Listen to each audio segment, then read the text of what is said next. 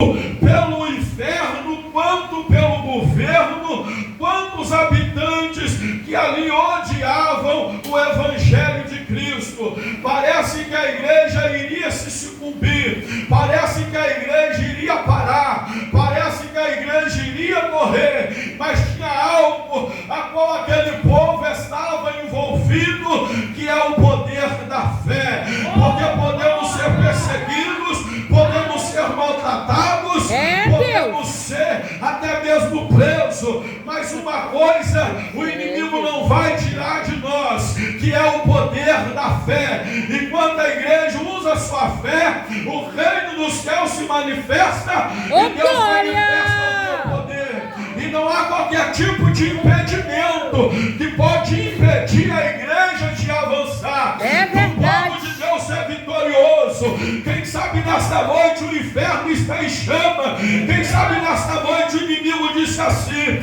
eu vou parar, eu vou fazer desistir, mas Deus está dizendo nesta noite: não para, não desista, porque a tua fé não tem sido em vão. Deus vai operar o teu poder, e você vai contemplar a glória de Deus sobre a sua vida. Meu Deus.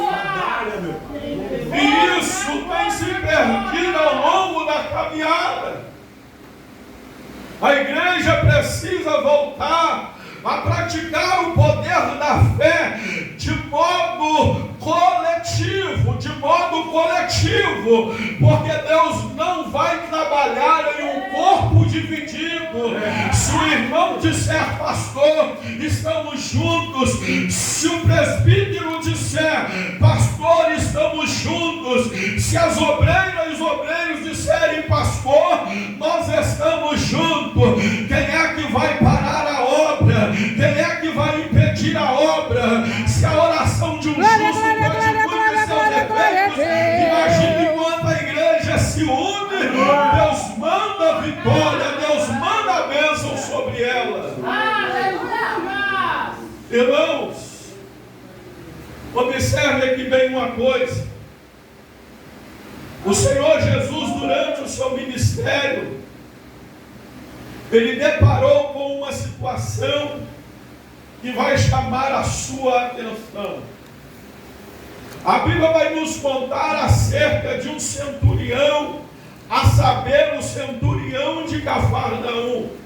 Nós encontraremos essa história novamente no Evangelho de Lucas, no capítulo 7, a partir do versículo de número 1. Porém, aqui no Evangelho de Mateus, nós temos este relato um pouco mais detalhado para a nossa melhor compreensão, pois a Bíblia vai nos contar acerca deste fato. O fato é que Jesus, ele se deparou com alguém que demonstrou para ele uma fé verdadeira, uma fé genuína, uma fé sincera, uma fé madura. E esse tipo de fé que Cristo quer ver no meio do teu povo. Meu Deus! Uma fé a qual que ele possa olhar e se maravilhar, assim como ele olhou para este centurião e ele se maravilhou. Vale a pena nós entrarmos aqui na carta aos Hebreus para falarmos acerca da natureza da fé, a qual o escritor vai dizer no capítulo de número 11, que a fé é o firme fundamento das coisas que se esperam e a convicção das que não se veem.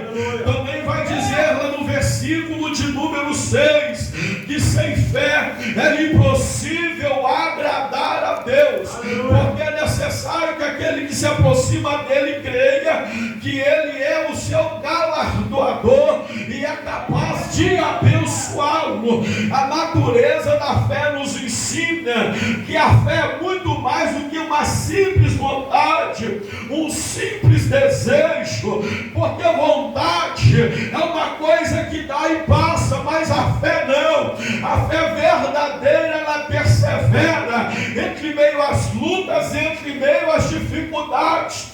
Você pode estar até passando por prova hoje, mas se a sua fé estiver firmada em Cristo, amanhã você torna a vir e pedir, amanhã você torna a caminhar, amanhã você torna a se levantar, porque a fé vem pelo ouvir, e ouvir a palavra de Deus. E quando o Senhor ouve a palavra de Deus, a nossa fé, ela vai cada dia mais se fortificando. E esse tipo de fé que o escritor aos Hebreus está dizendo, eu posso até não estar vendo hoje, mas eu creio que amanhã Jesus Cristo pode fazer. Eu posso até não estar vendo, mas eu creio que no reino de Deus alguma coisa está acontecendo ao meu favor. Você precisa crer no impossível, no sobrenatural de Deus, porque o Deus que nós servimos é o Deus do impossível, é o Deus que faz brotar água da rocha, é o Deus que abre caminho no meio do mar, é o Deus que anda na fornalha de fogo ardente, é o Deus que anda nas covas, é o Deus que anda na caverna, é o Deus onipotente, onisciente, onipresente, é o Deus a qual Davi disse, Ele é o meu rochedo, é a minha fortaleza, o Deus de Abraão, de Isaac e de Jacó, Ele é o nosso auxílio.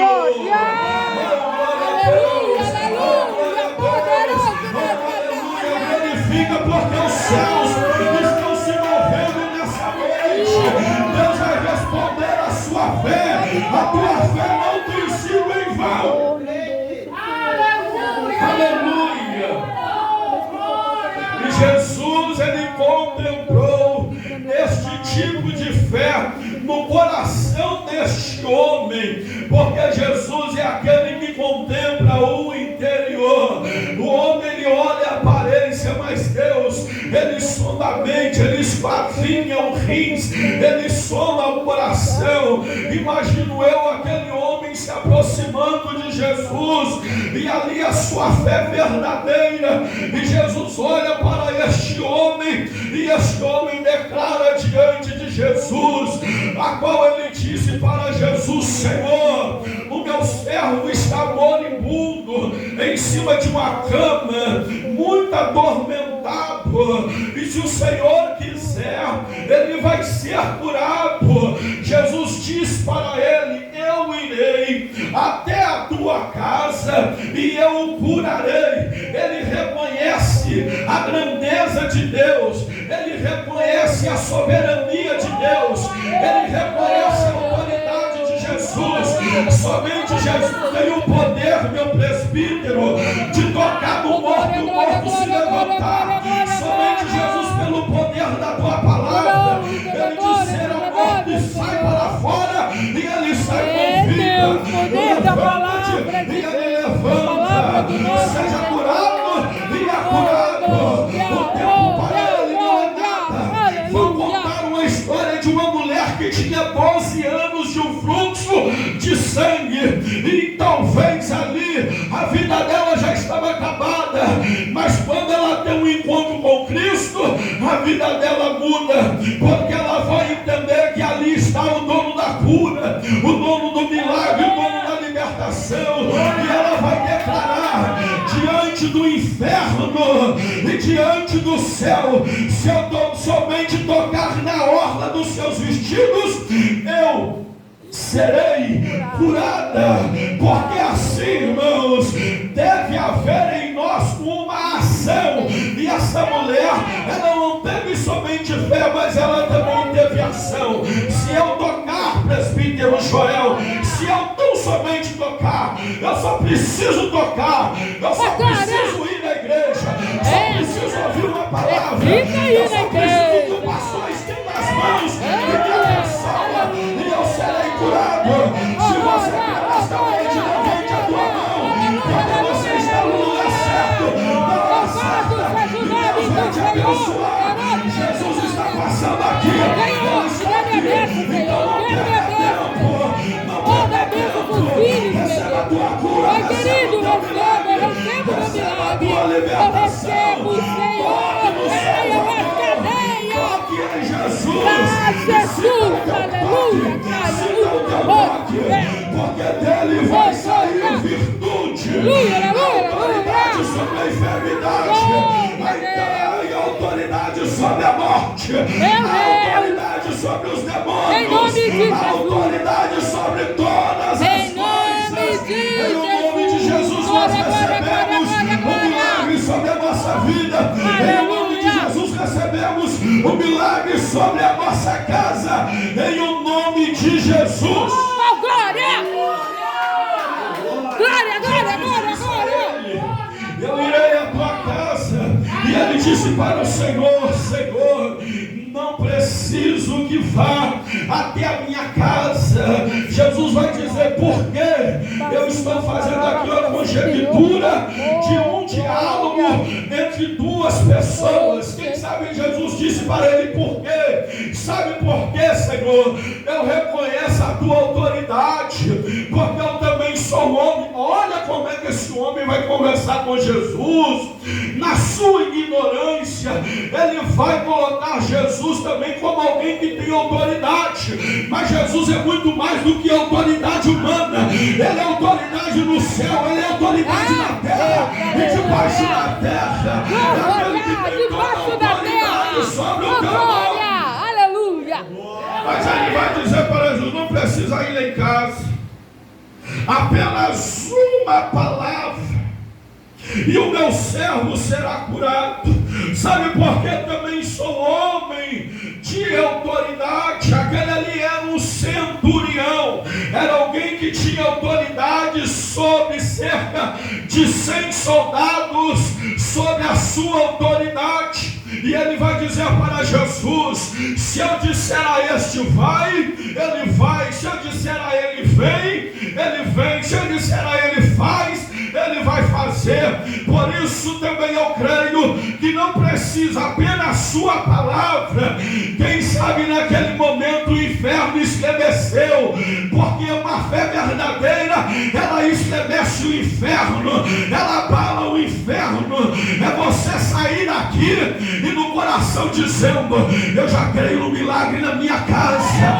Mas a casa está debaixo de perseguição, os filhos estão daquele jeito que o diabo gosta, o marido ele está assim, mas não importa o tamanho da dificuldade.